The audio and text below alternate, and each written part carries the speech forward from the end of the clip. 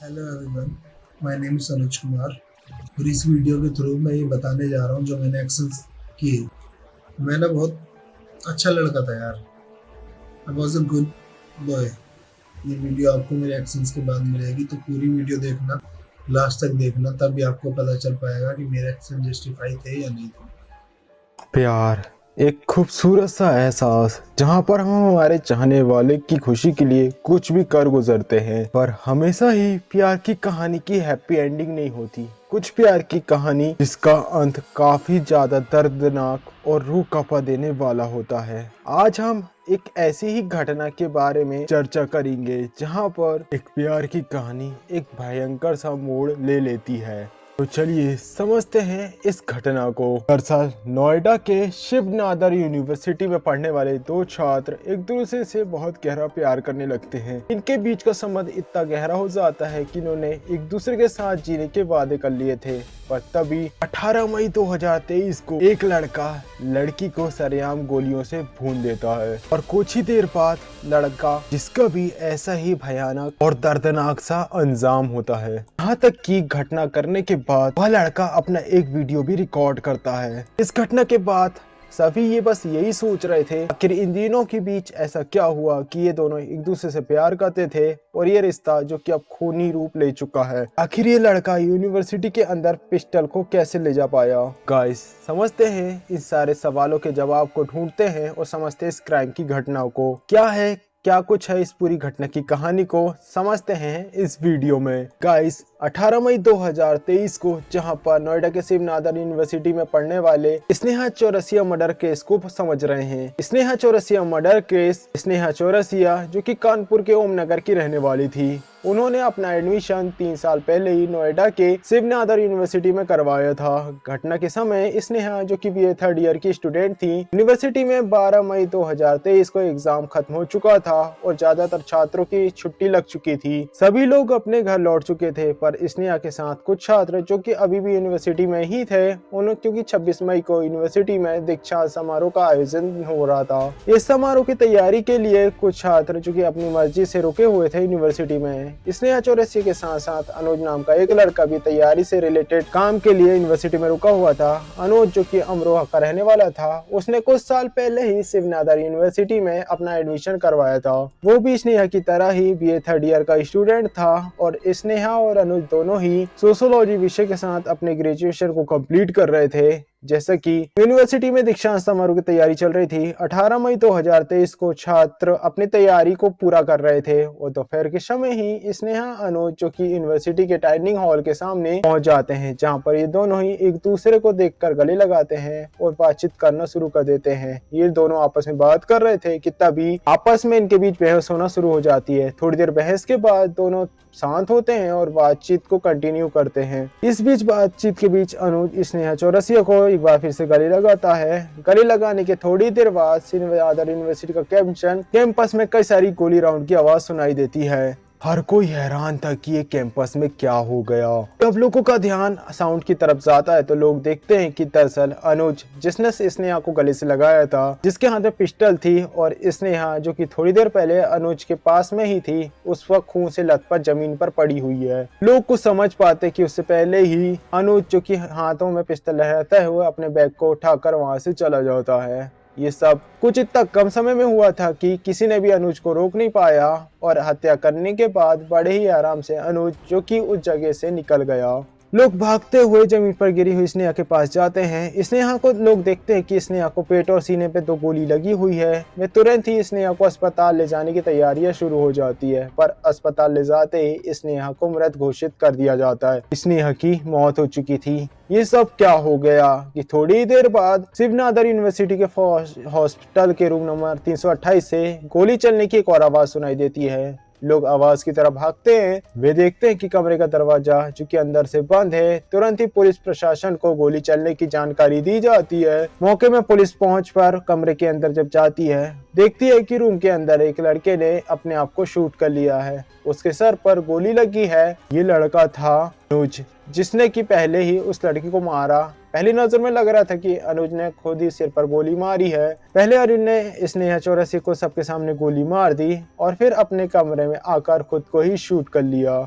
हर किसी के दिमाग में सवाल चल रहा था कि आखिर इनके बीच ऐसा क्या हुआ और अनुज ने इतना खतरनाक कदम को क्यों उठाया। इस घटना से उठे सारे सवालों का जवाब अगर कोई दे सकता था तो वह अनुज था, पर अनुज अब तो था ही नहीं इस दुनिया में और पुलिस के सामने एक बहुत बड़ी चुनौती थी कि आखिर इस घटना के राज से पर्दा कैसे हटाया जाए, घटना की सच्चाई को कैसे बाहर लाया जाए। पुलिस अपनी जांच को शुरू कर देती है। पहले दोनों के शव को कब्जे में लेकर पोस्टमार्टम के लिए भेज दिया जाता है और पोस्टमार्टम के बाद दोनों के परिवार मेंबर्स को शव को सौंप दिया जाता है। पुलिस जांच की शुरुआत अनुज के कमरे से शुरू करती है। थोड़ी मेहनत करने के बाद पुलिस को अनुज का लैपटॉप मिलता है। एक्सपर्ट की हेल्प से अनुज के लैपटॉप को ओपन किया जाता है और उसके अंदर तलाशी ली जाती है। तलाशी के बीच लैपटॉप में अनुज द्वारा रिकॉर्ड किया हुआ एक 23 मिनट का एक वीडियो भी मिलता है। इस वीडियो से पुलिस को कई सारे सवालों के जवाब मिल चुके थे और लगभग से पर्दा ही उड़ जाता है। आप एक छोटे से क्लिप देखिए। यार ऐसी लड़की ने जब मेरे साथ इतना किया है, उसके साथ मैं मेंटली फिजिकल हर तरीके से टॉर्चर हो रहा हूँ। मैं अपनी मेरी पढ़ाई अफेक्ट हो रही है, मेरी मेंटल हेल्थ अफेक्ट हो रही है। उस चीज का उससे कोई पनिशमेंट नहीं मिलना चाहिए। वो ऐसे लोगों के साथ आए, खेले, चली जाए, उसे कोई फर्क न पड़े। मैंने अपनी लाइफ बर्बाद की इसके चक्कर में, इसके लिए सब कुछ किया।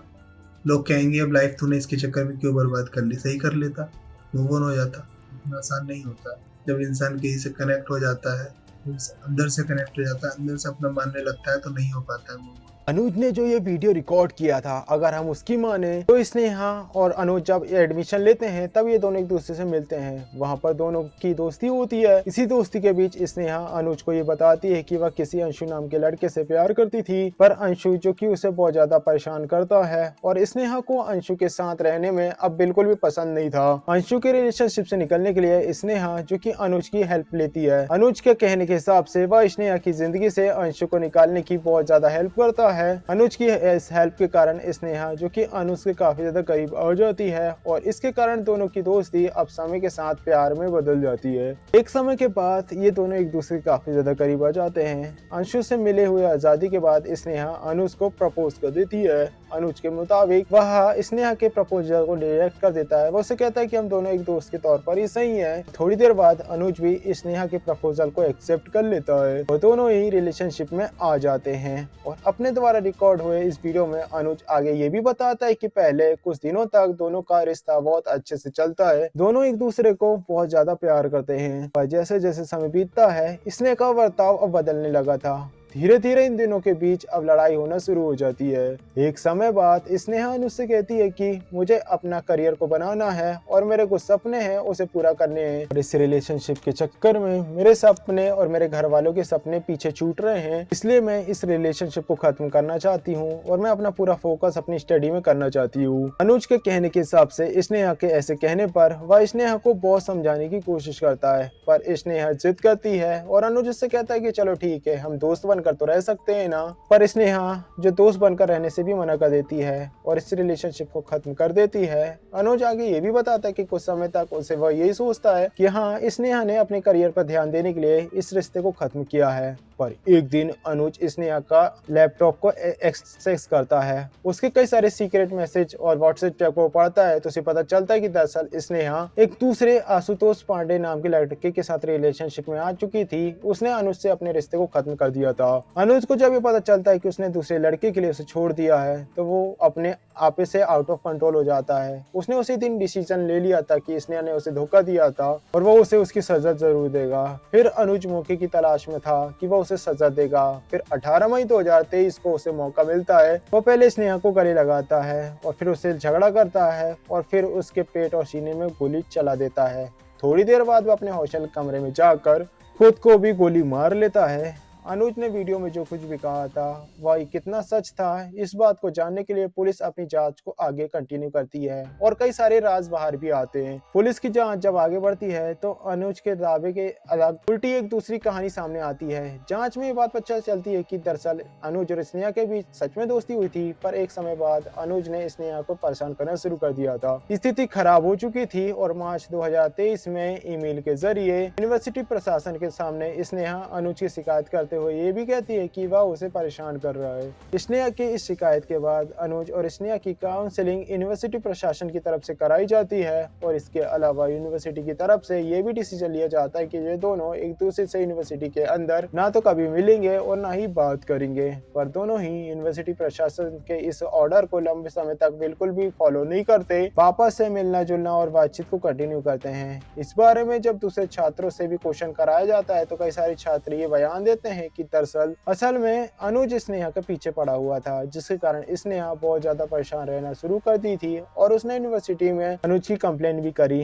पर यूनिवर्सिटी से स्नेहा ने यह भी रिक्वेस्ट किया था कि अनुज के खिलाफ कोई भी सख्त कार्रवाई ना हो, उसे चेतावनी देकर समझाया जाए। और स्नेहा की हत्या के बाद स्नेहा के परिवार मेंबर्स यूनिवर्सिटी प्रशासन पर यह भी आरोप लगाते कि अगर यूनिवर्सिटी प्रशासन ने समय पर कार्रवाई की होती तो शायद आज उनकी बेटी जिंदा होती। यूनिवर्सिटी की ओर से ये सफाई दी जाती है कि दरअसल स्नेहा ने लिखित कंप्लेन देने से साफ मना कर दिया था, जिसके कारण यूनिवर्सिटी ने अनुज के खिलाफ कोई भी सख्त कार्रवाई नहीं करी। यूनिवर्सिटी द्वारा जारी इस बयान में स्नेहा के माता पिता बिल्कुल भी संतुष्ट न होते हुए वे यूनिवर्सिटी प्रशासन पर कार्रवाई की भी मांग की डिमांड करते हैं। इसके बाद पुलिस चूंकि अपनी जांच कंप्लीट करने के बाद स्नेहा चौरसिया के पिता राजकुमार चौरसिया के बयान पर अनुज कुमार, यूनिवर्सिटी के कर्मचारी और आशुतोष पांडे, करण और स्नेहा चौरसिया के एक्स बॉयफ्रेंड अंशु के खिलाफ धारा 302 और धारा 120 बी के तहत मामला दर्ज कर लेते हैं। इस मामले में यूनिवर्सिटी प्रशासन पर भी FIR दर्ज कराई जाती है। FIR दर्ज करने के अलावा पुलिस इस सवाल के जवाब को ढूंढ रही थी कि आखिर गलती किसकी थी। अनुज को पिस्टल कहां से मिली, ये भी एक बहुत बड़ा सवाल था और पुलिस को इस बारे में पता भी चल जाता है। दरअसल अनुज के बैंक ट्रांजेक्शन से पता चलता है कि दरअसल अनुज ने अप्रैल के महीने में एक आदमी को 2 बार ऑनलाइन पैसे भेजे थे और पुलिस जब उस शख्स के बारे में इंफॉर्मेशन निकालती है तो पता चलता है कि दरअसल अनुज ने एक पिस्टल और 5 कारतूस को बाय किया था। इस मामले को शामिल आने के बाद अनुज को